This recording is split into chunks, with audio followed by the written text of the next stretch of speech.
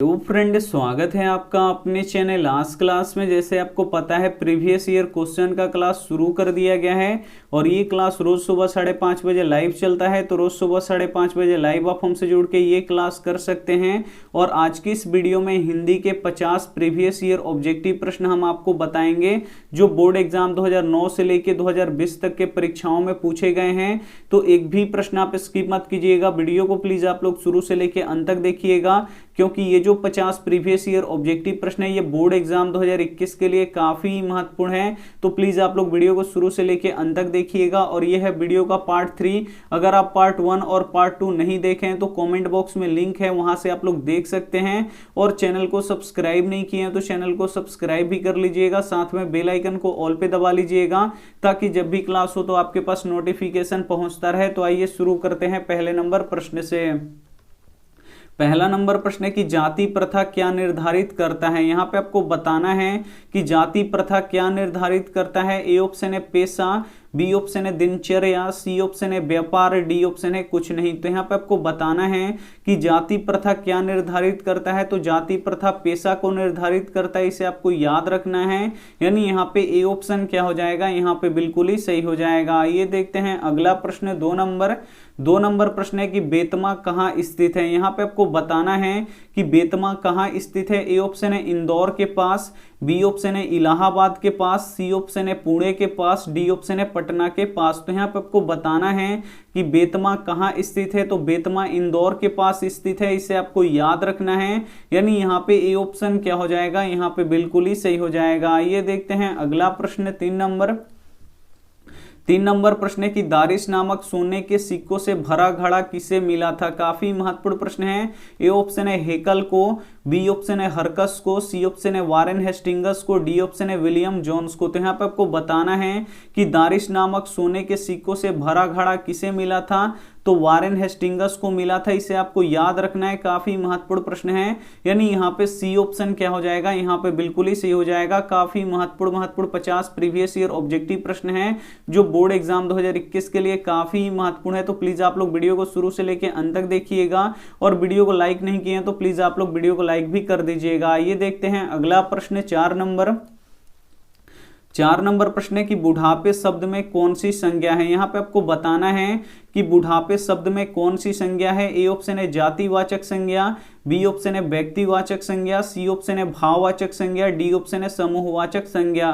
तो यहाँ पे आपको बताना है कि बुढ़ापे शब्द में कौन सी संज्ञा है।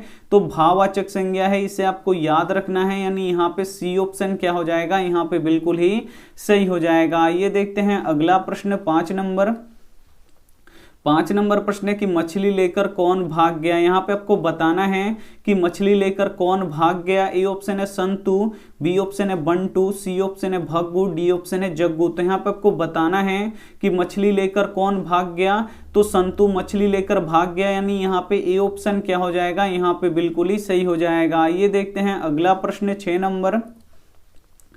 नंबर प्रश्न है कि काशी किसकी पाठशाला है। काफी महत्वपूर्ण प्रश्न है 6 नंबर कि काशी किसकी पाठशाला है। ए ऑप्शन है संस्कृति की, बी ऑप्शन है नृत्य की, सी ऑप्शन है नर्तन की, डी ऑप्शन है वादन की। तो यहाँ पे आपको बताना है कि काशी किसकी पाठशाला है। तो जो काशी है ये संस्कृति की पाठशाला है, इसे आपको याद रखना है। यानी यहाँ पे ए ऑप्शन क्या हो जाएगा, यहाँ पे बिल्कुल ही सही हो जाएगा। ये देखते हैं अगला प्रश्न 7 नंबर प्रश्न है कि ननकाना साहब का संबंध किससे है। यहाँ पे आपको बताना है कि ननकाना साहब का संबंध किससे है। ए ऑप्शन है गुरु नानक से, बी ऑप्शन है रसखान से, सी ऑप्शन है प्रेमधन से, डी ऑप्शन है घानानंद से। तो यहाँ पे आपको बताना है कि ननकाना साहब का संबंध किससे है। तो गुरु नानक से है, इसे आपको याद रखना है। यानी यहाँ पे ए ऑप्शन क्या हो जाएगा, यहाँ पे बिल्कुल ही सही हो जाएगा।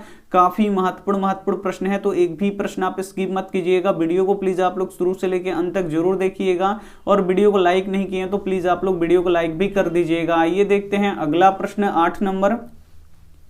8 नंबर प्रश्न है कि हाथ साफ करना मुहावरे का सही अर्थ क्या होगा। यहाँ पे आपको बताना है कि हाथ साफ करना मुहावरे का सही अर्थ क्या होगा। ए ऑप्शन है हाथ धोना, बी ऑप्शन है सफाई करना, सी ऑप्शन है चोरी करना, डी ऑप्शन है गंदगी फैलाना। तो यहाँ पे आपको बताना है कि हाथ साफ करना मुहावरे का सही अर्थ क्या होगा, तो चोरी करना होगा, इसे आपको याद रखना है, यानी यहाँ पे सी ऑप्शन क्या हो जाएगा, यहाँ पे बिल्कुल ही सही हो जाएगा। ये देखते हैं अगला प्रश्न 9 नंबर प्रश्न है कि लौट कर आऊंगा फिर पाठ की कौन सी विधा है। यहाँ पे आपको बताना है कि लौट कर आऊंगा फिर पाठ की कौन सी विधा है। ए ऑप्शन है कविता है, बी ऑप्शन है कहानी है, सी ऑप्शन है निबंध है, डी ऑप्शन है साक्षात्कार है। तो यहाँ पे आपको बताना है कि लौट कर आऊंगा फिर पाठ की कौन सी विधा है, तो ये कविता है, इसे आपको याद रखना है, यानी यहाँ पे ए ऑप्शन क्या हो जाएगा, यहाँ पे बिल्कुल ही सही हो जाएगा। ये देखते हैं अगला प्रश्न 10 नंबर प्रश्न है कि किशोर से मार खाने के बाद बहादुर, ए ऑप्शन है प्रतिरोध करता है, बी ऑप्शन है हंगामा करता है, सी ऑप्शन है चुपचाप कोने में खड़ा हो जाता है, डी ऑप्शन है रोने लगता है। तो यहाँ पे आपको बताना है, यहाँ पे देखिए किशोर से मार खाने के बाद बहादुर क्या करता है, तो चुपचाप कोने में खड़े हो जाता है, यानी यहाँ पे क्या हो जाएगा, सी ऑप्शन क्या हो जाएगा, यहाँ पे बिल्कुल ही सही हो जाएगा। ये देखते हैं अगला प्रश्न 11 नंबर प्रश्न है कि जापान पर परमाणु बम गिराया गया। यहाँ पे आपको बताना है कि जापान पर किसने परमाणु बम गिराया। ए ऑप्शन है इंग्लैंड ने, बी ऑप्शन है अमेरिका ने, सी ऑप्शन है चीन ने, डी ऑप्शन है रूस ने। तो यहाँ पे आपको बताना है कि जापान पर परमाणु बम किसने गिराया, तो जापान पर परमाणु बम अमेरिका ने गिराया, इसे आपको याद रखना है, यानी यहाँ पे बी ऑप्शन क्या हो जाएगा, यहाँ पे बिल्कुल ही सही हो जाएगा। ये देखते हैं अगला प्रश्न 12 नंबर प्रश्न है कि भविष्य काल के कितने भेद होते हैं। यहाँ पे आपको बताना है कि भविष्य काल के कितने भेद होते हैं। ए ऑप्शन है 4, बी ऑप्शन है 3, सी ऑप्शन है 2, डी ऑप्शन है 5। तो यहाँ पे आपको बताना है कि भविष्य काल के कितने भेद होते हैं, तो भविष्य काल के 3 भेद होते हैं, इसे आपको याद रखना है, काफी महत्वपूर्ण प्रश्न है, यानी यहाँ पे बी ऑप्शन क्या हो जाएगा, यहाँ पे बिल्कुल ही सही हो जाएगा। ये देखते हैं अगला प्रश्न 13 नंबर प्रश्न है कि ढाते विश्वास कहानी के केंद्र में है। यहाँ पे आपको बताना है कि ढाते विश्वास कहानी के केंद्र में क्या है। ए ऑप्शन है सुखाड़ की समस्या, बी ऑप्शन है दहेज की समस्या, सी ऑप्शन है बाढ़ की समस्या, डी ऑप्शन है भ्रष्टाचार की समस्या। तो यहाँ पे आपको बताना है कि ढाते विश्वास कहानी के केंद्र में क्या है, तो ढाते विश्वास कहानी के केंद्र में बाढ़ की समस्या है, इसे आपको याद रखना है, यानी यहाँ पे सी ऑप्शन क्या हो जाएगा, यहाँ पे बिल्कुल ही सही हो जाएगा। ये देखते हैं अगला प्रश्न 14 नंबर प्रश्न है कि टोल्स्टॉय कौन थे। यहाँ पे आपको बताना है कि टोल्स्टॉय कौन थे। ए ऑप्शन है रूसी लेखक, बी ऑप्शन है चीनी लेखक, सी ऑप्शन है अंग्रेजी लेखक, डी ऑप्शन है फ्रेंच लेखक। तो यहाँ पे आपको बताना है कि टोल्स्टॉय कौन थे, तो टोल्स्टॉय एक रूसी लेखक थे, इसे आपको याद रखना है, यानी यहाँ पे ए ऑप्शन क्या हो जाएगा, यहाँ पे बिल्कुल ही सही हो जाएगा। ये देखते हैं अगला प्रश्न 15 नंबर प्रश्न है कि आपने क्या खाया, इस वाक्य में कौन सा सर्वनाम है। काफी महत्वपूर्ण प्रश्न है 15 नंबर कि आपने क्या खाया, इस वाक्य में कौन सा सर्वनाम है। ए ऑप्शन है निश्चयवाचक सर्वनाम, बी ऑप्शन है अनिश्चयवाचक सर्वनाम, सी ऑप्शन है प्रश्नवाचक सर्वनाम, डी ऑप्शन है पुरुषवाचक सर्वनाम। तो यहाँ पे आपको बताना है कि आपने क्या खाया, जो ये वाक्य है इसमें कौन सा सर्वनाम है, तो इसमें प्रश्नवाचक सर्वनाम है, इसे आपको याद रखना है, यानी यहाँ पे सी ऑप्शन क्या हो जाएगा, यहाँ पे बिल्कुल ही सही हो जाएगा। काफी महत्वपूर्ण 50 प्रीवियस ईयर ऑब्जेक्टिव प्रश्न है जो बोर्ड एग्जाम 2021 के लिए काफी महत्वपूर्ण है। तो प्लीज आप लोग वीडियो को शुरू से लेकर अंत तक जरूर देखिएगा, और वीडियो को लाइक नहीं किए तो प्लीज आप लोग वीडियो को लाइक भी कर दीजिएगा। ये देखते हैं अगला प्रश्न 16 नंबर प्रश्न है कि बिरजू महाराज को संगीत नाटक अकादमी पुरस्कार किस उम्र में मिला। काफी महत्वपूर्ण प्रश्न है कि बिरजू महाराज को संगीत नाटक अकादमी पुरस्कार किस उम्र में मिला। तो ए ऑप्शन है 23 वर्ष की उम्र में, बी ऑप्शन है 21 वर्ष की उम्र में, सी ऑप्शन है 20 वर्ष की उम्र में, डी ऑप्शन है 27 वर्ष की उम्र में। तो यहाँ पे आपको बताना है कि बिरजू महाराज को संगीत नाटक अकादमी पुरस्कार किस उम्र में मिला, तो 27 वर्ष की उम्र में मिला, इसे आपको याद रखना है, यानी यहाँ पे डी ऑप्शन क्या हो जाएगा, यहाँ पे बिल्कुल ही सही हो जाएगा। ये देखते हैं अगला प्रश्न 17 नंबर प्रश्न है कि एक वृक्ष की हत्या किस काव्य संग्रह से संकलित है। काफी महत्वपूर्ण प्रश्न है 17 नंबर भी कि एक वृक्ष की हत्या किस काव्य संग्रह से संकलित है। ए ऑप्शन है इन्हीं दिनों से, बी ऑप्शन है हम तुम से, सी ऑप्शन है आमने सामने से, डी ऑप्शन है चक्रव्यूह से। तो यहाँ पे आपको बताना है कि एक वृक्ष की हत्या किस काव्य संग्रह से संकलित है, तो इन्हीं दिनों से संकलित है, इसे आपको याद रखना है, यानी यहाँ पे ए ऑप्शन क्या हो जाएगा यहाँ पे बिल्कुल ही सही हो जाएगा। ये देखते हैं अगला प्रश्न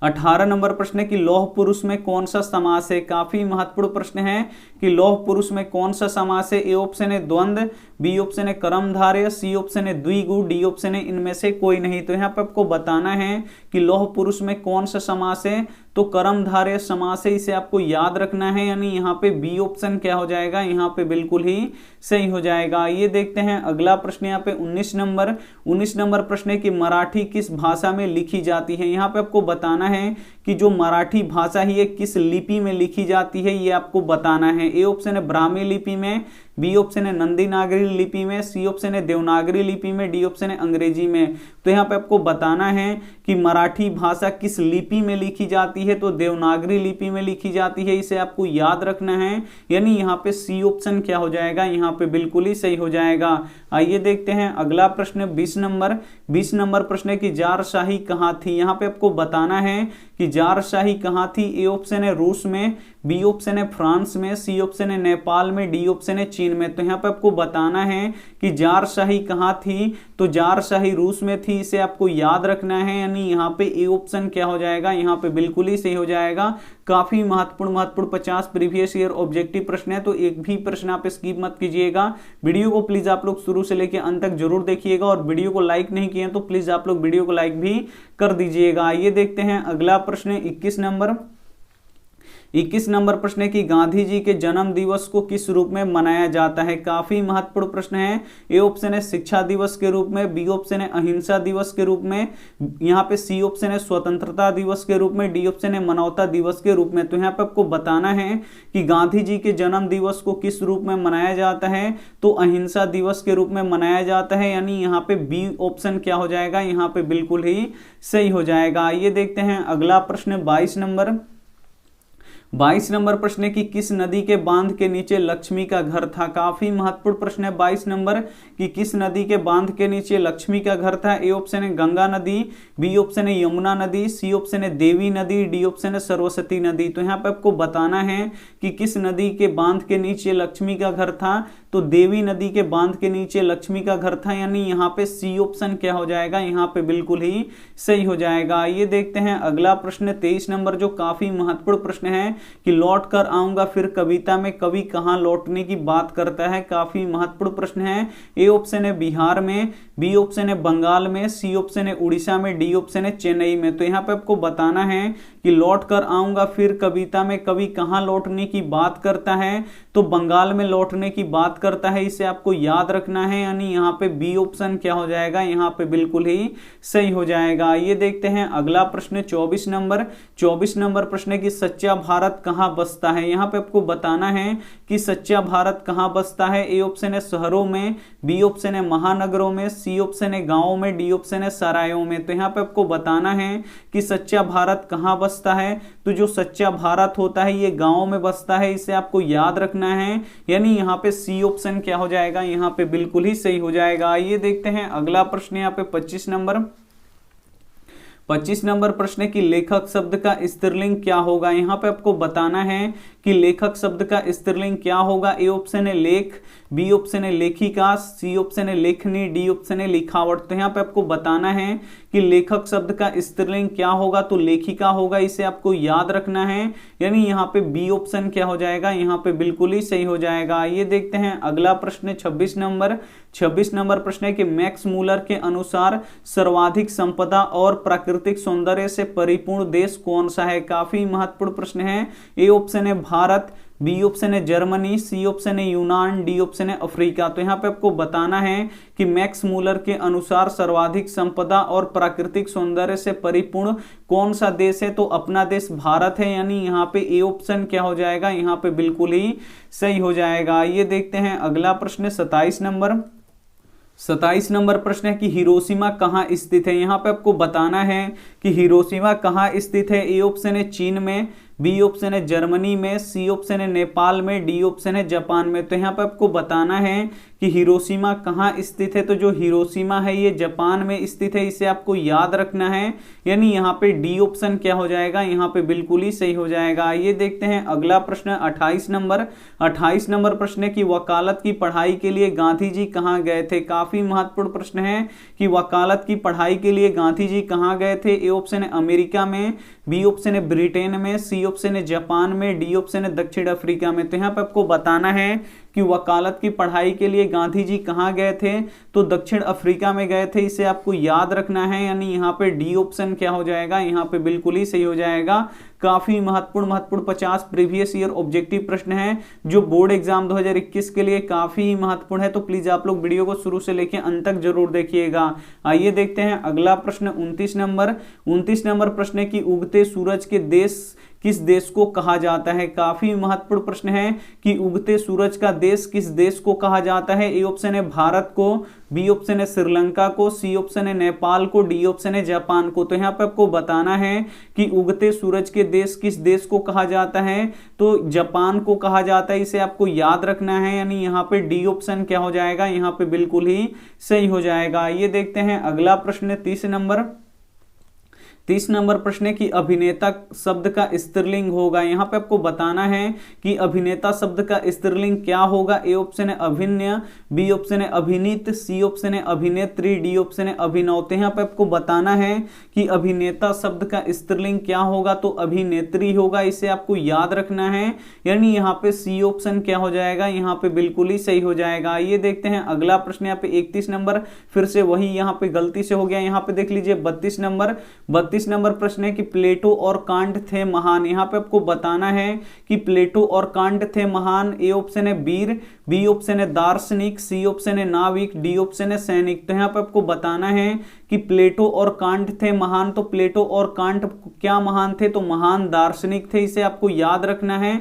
काफी महत्वपूर्ण प्रश्न है, यानी यहाँ पे बी ऑप्शन क्या हो जाएगा, यहाँ पे बिल्कुल ही सही हो जाएगा। ये देखते हैं अगला प्रश्न 33 नंबर।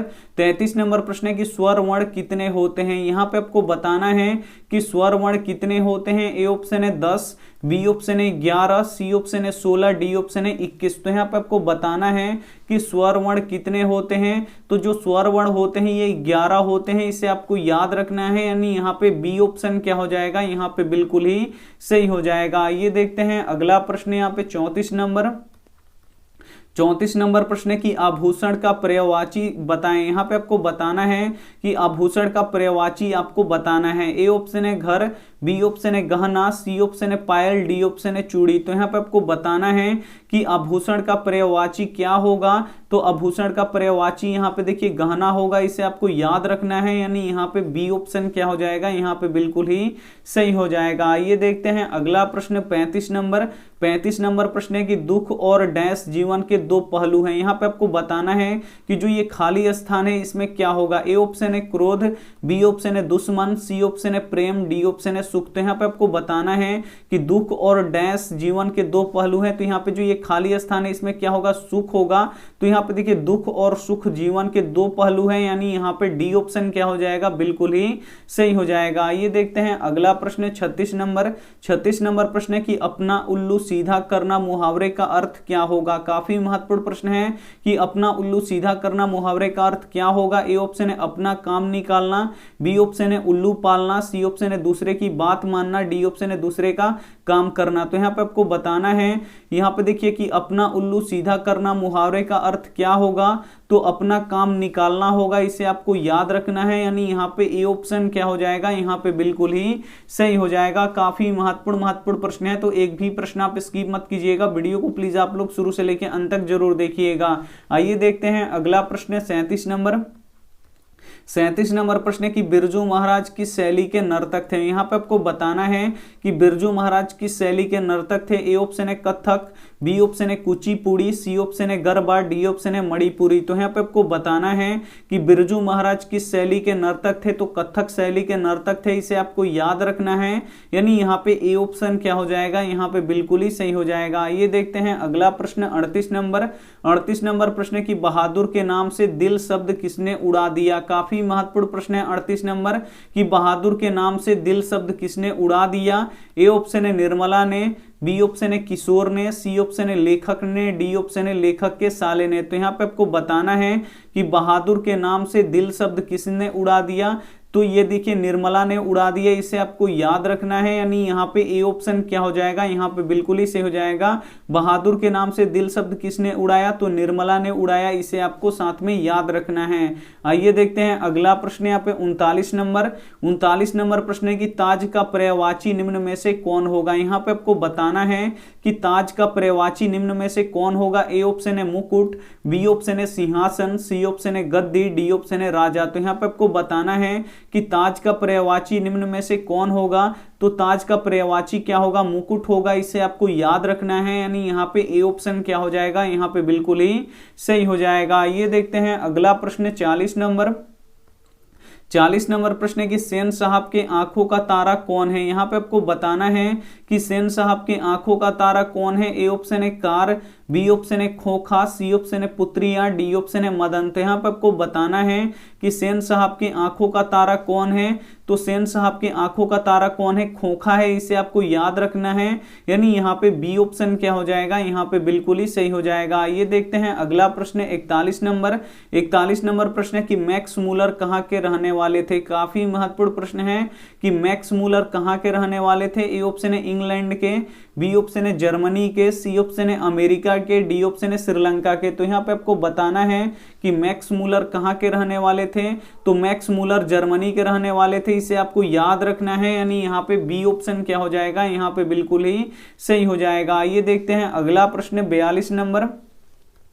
42 नंबर प्रश्न है कि कान काटना मुहावरे का सही अर्थ क्या है। यहाँ पे आपको बताना है, सॉरी यहाँ पे नाक काटना, यहाँ पे देखिए नाक कटना मुहावरे का सही अर्थ क्या है। ए ऑप्शन है घूस देना, बी ऑप्शन है समय देना, सी ऑप्शन है जान देना, डी ऑप्शन है इज्जत जाना। तो यहाँ पे आपको बताना है कि नाक कटना मुहावरे का सही अर्थ क्या है। तो नाक कटना मुहावरे का सही अर्थ होता है इज्जत जाना, यानी यहाँ पे डी ऑप्शन क्या हो जाएगा, यहाँ पे बिल्कुल ही सही हो जाएगा। ये देखते हैं अगला प्रश्न यहाँ पे 43 नंबर। 43 नंबर प्रश्न है कि बहादुर पर चोरी का आरोप किसने लगाया था। काफी महत्वपूर्ण प्रश्न है कि बहादुर पर चोरी का आरोप किसने लगाया था। ए ऑप्शन है लेखक ने, बी ऑप्शन है निर्मला ने, सी ऑप्शन है किशोर ने, डी ऑप्शन है निर्मला के रिश्तेदार ने। तो यहाँ पे आपको बताना है कि बहादुर पर चोरी का आरोप किसने लगाया था। तो बहादुर पर चोरी का आरोप निर्मला के रिश्तेदार ने लगाए थे, यानी यहाँ पे डी ऑप्शन क्या हो जाएगा, यहाँ पे बिल्कुल ही सही हो जाएगा। ये देखते हैं अगला प्रश्न 44 नंबर। 44 नंबर प्रश्न है कि सीता के कितने लड़के थे। यहाँ पे आपको बताना है कि सीता के कितने लड़के थे। ए ऑप्शन है 2, बी ऑप्शन है 4, सी ऑप्शन है 1, डी ऑप्शन है 3। तो यहाँ पे आपको बताना है कि सीता के कितने लड़के थे। तो सीता के यहाँ पे 3 लड़के थे, इसे आपको याद रखना है, यानी यहाँ पे डी ऑप्शन क्या हो जाएगा, यहाँ पे बिल्कुल ही सही हो जाएगा। ये देखते हैं अगला प्रश्न 45 नंबर। 45 नंबर प्रश्न है कि अमराई का कुआं कहाँ है। यहाँ पे आपको बताना है कि अमराई का कुआं कहाँ है। ए ऑप्शन है रास्ते में, बी ऑप्शन है शहर में, सी ऑप्शन है रंगपा के खेत में, डी ऑप्शन है पटना में। तो यहाँ पे आपको बताना है कि अमराई का कुआं कहाँ है। तो ये रास्ते में है, इसे आपको याद रखना है, यानी यहाँ पे ए ऑप्शन क्या हो जाएगा, यहाँ पे बिल्कुल ही सही हो जाएगा। ये देखते हैं अगला प्रश्न 46 नंबर। 46 नंबर प्रश्न है कि यहाँ पे देखिए उस्ताद बिस्मिल्लाह खां एक प्रसिद्ध थे। यहाँ पे आपको बताना है कि यहाँ पे देखिए जो उस्ताद बिस्मिल्लाह खां है वो किस में प्रसिद्ध थे, ये आपको बताना है। ए ऑप्शन है सितार वादक में, बी ऑप्शन है शहनाई वादक में, सी ऑप्शन है संतूर वादक में, डी ऑप्शन है बीड़ा वादक में। तो यहाँ पे आपको बताना है कि जो उस्ताद बिस्मिल्लाह खां है ये किस में प्रसिद्ध थे। तो ये शहनाई वादक में प्रसिद्ध थे, इसे आपको याद रखना है, यानी यहाँ पे बी ऑप्शन क्या हो जाएगा, यहाँ पे बिल्कुल ही सही हो जाएगा। ये देखते हैं अगला प्रश्न यहाँ पे 47 नंबर। 47 नंबर प्रश्न है कि मोटर को कोई खतरा था तो किससे था। यहाँ पे आपको बताना है कि मोटर को कोई खतरा था तो किससे था। ए ऑप्शन है खोखा से, बी ऑप्शन है मदन से, सी ऑप्शन है सीमा से, डी ऑप्शन है शेफाली से। तो यहाँ पे आपको बताना है कि मोटर को कोई खतरा था तो किससे था, तो खोखा से था, यानी यहाँ पे ए ऑप्शन क्या हो जाएगा, यहाँ पे बिल्कुल ही सही हो जाएगा। ये देखते हैं अगला प्रश्न 48 नंबर। 48 नंबर प्रश्न है कि वारेन हेस्टिंगस कहाँ के गवर्नर था। यहाँ पे आपको बताना है कि वारेन हेस्टिंगस कहाँ का गवर्नर था। ए ऑप्शन है भारत का, बी ऑप्शन है श्रीलंका का, सी ऑप्शन है जर्मनी का, डी ऑप्शन है यूनान का। तो यहाँ पे आपको बताना है कि वारेन हेस्टिंगस कहाँ का गवर्नर था। तो जो वारेन हेस्टिंगस था ये भारत का गवर्नर था, इसे आपको याद रखना है, यानी यहाँ पे ए ऑप्शन क्या हो जाएगा, यहाँ पे बिल्कुल ही सही हो जाएगा। ये देखते हैं अगला प्रश्न 49 नंबर प्रश्न है कि चंद्रगुप्त विक्रमादित्य कहाँ के राजा थे। ए ऑप्शन है सौराष्ट्र के, बी ऑप्शन है मिथिला के, सी ऑप्शन है पटना के, डी ऑप्शन है उड़ीसा के। तो यहाँ पे आपको बताना है कि चंद्रगुप्त विक्रमादित्य कहाँ के राजा थे।